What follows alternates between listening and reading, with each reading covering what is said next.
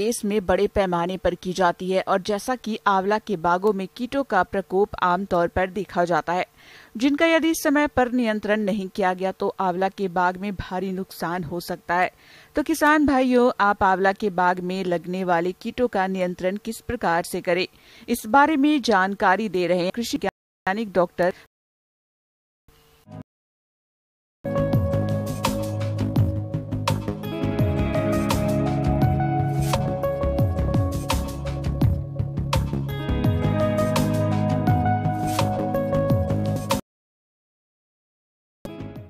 नमस्कार किसान भाइयों, आज मैं आपसे चर्चा करूंगा आंवले की फसल में। आंवला बहुत ही फसल है और पूरे विश्व में इसकी जो है डिमांड है। समस्या वहां जाती है जब हम देखते हैं कि इसमें कीड़े मकोड़े बीमारी सबका जब जो है। किसान भाइयों, आंवला के बाग में छाल भक्षक कीट का प्रकोप अधिक होता है। यह कीट के तनों में घुसकर और तना को खाकर नुकसान पहुंचाता है, इसलिए इस कीट का समय रहते नियंत्रण करें। हमारे पौधे में सबसे ज्यादा मेजर बीमारी जो भी है, किसान इससे हतप्रभ है और बहुत ही परेशान है। जब ये कीड़ा जो है रात के समय में एक्टिव होता है और पूरी जो है कुतरना शुरू कर देता है और उसकी जो बीट होती है पूरा पौधे के ऊपर से लेके नीचे लड़ी बना के पूरी दिखने लगती है जो भी है। यहाँ से इंदरवेला जो है वो रहता है जो भी है, उस जगह पे छोटा छोटा कॉटन के टुकड़े ले लो जो भी है, और कोई भी इंसेक्टिसाइड में जो उपलब्ध हो और नहीं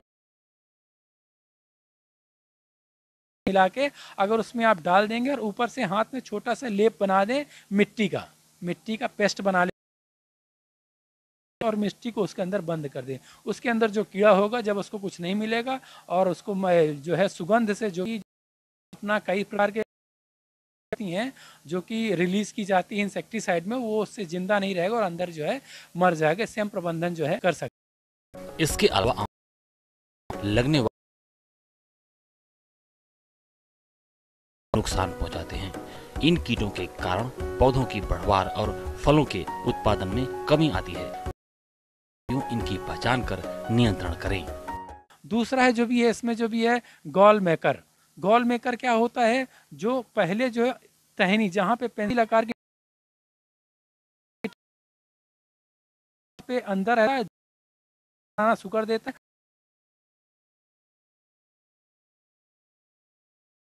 ध्यान नहीं दिया और उसी टहनी में जाके आगे फसल लग गई, हमारे फ्रूट्स जो है आंवला के लग गए, तो देखा गया वजन के कारण वो वहां से पूरी टहनी पूरी टूट जाती है। और हम तैयार की कई बार हवा ऐसी चलती, तेज हवा चल गई तो वो टहनियाँ जो है टूटना स्टार्ट कर जाती हैं। इसका प्रबंधन करने के लिए कैसे किया जाए जो भी है, किसान भाई सिंपल सस्ता उपाय भी है। गठान करके आप जो भी है दूर कहीं जला दें, क्योंकि अगर उसका अंडा जो अंदर रह गया, उसका कीड़ा अगर अंदर रह गया, प्यूपा उसका अंदर रह गया, तो वो फिर जाके उड़ के आएगा और आपकी फसल में अटैक करेगा। तो कोशिश करें बहुत नीचे गड्ढे में गड़ा दें या कि फिर उसको जो है जला दें जो भी है। किसान भाइयों, गालमेज कीट का रासायनिक नियंत्रण करने के लिए प्रति रोपनी के हिसाब से घोलकर 10 दिन के अंतराल पर छिड़काव करें, जिससे इस कीट पर नियंत्रण पाया जा सकता है।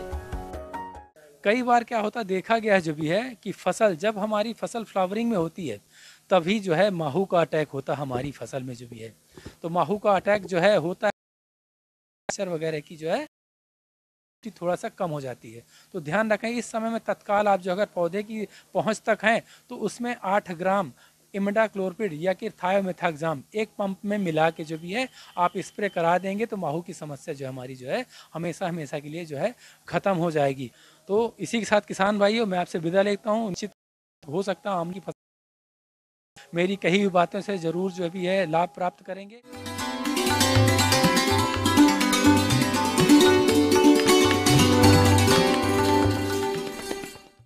आइए जानते हैं अन्नदाता निःशुल्क फोन के माध्यम से पूछे गए समस्याओं का समाधान। आज के अन्नदाता हेल्पलाइन में जिस प्रश्न को कार्यक्रम में शामिल किया गया है उसे पूछा है गांव नेला, जिला उदयपुर के किसान नरेंद्र सिंह ने। आप अमरबेल से फसलों को बचाने के बारे में जानकारी चाहते हैं तो नरेंद्र सिंह जी आपकी जानकारी के लिए प्रस्तुत है कार्यक्रम का यह अंश।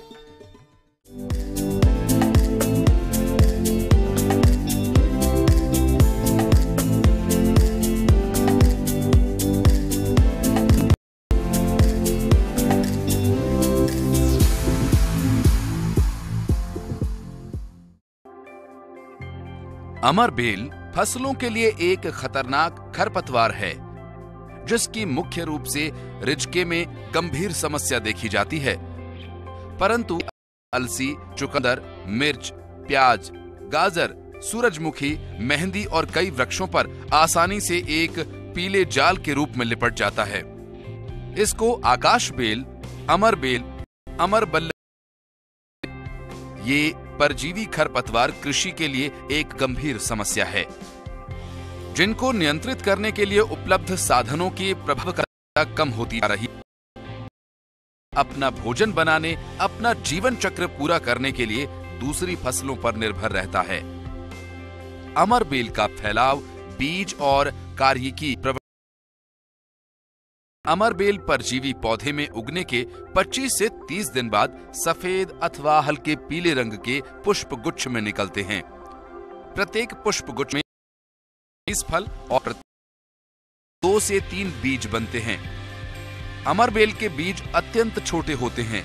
बीजों का रंग भूरा अथवा हल्का पीला, जो कि बरसीम तथा रिजके के बीजों जैसे पकने में गिरकर पड़े रहते हैं और उचित नमी मिलने पर दोबारा अंकुरित होकर फसल को काफी नुकसान पहुंचाते हैं।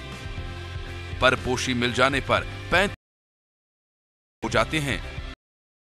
बेल इसलिए खेत का लगातार निरीक्षण करना जरूरी है।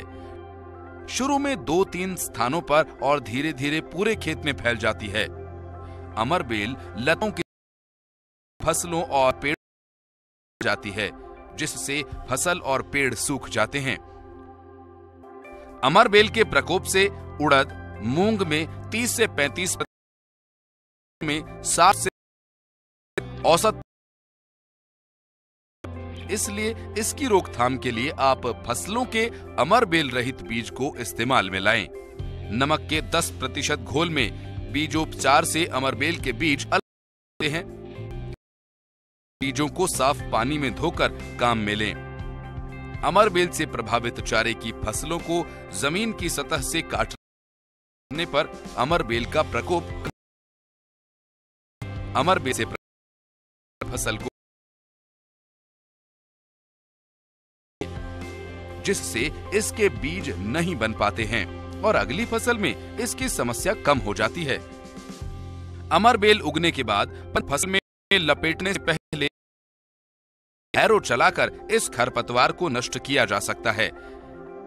यदि अमरबेल का प्रकोप खेत में थोड़ी थोड़ी जगह में हो तो उसे उखाड़कर इकट्ठा करना चाहिए।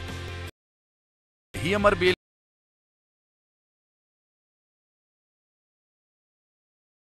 स्थानों पर पैराक्वेट 1% छिड़कें, जिससे अमरबेल और संपर्क में आने वाला रिजका नष्ट हो जाएगा, परंतु सिट्रा फूट जाएगा। यदि अमरबेल का प्रकोप पेड़ों पर हो रहा है तो पेड़ों की छटाई कर देनी चाहिए, जिससे पेड़ों बचाया जा सके।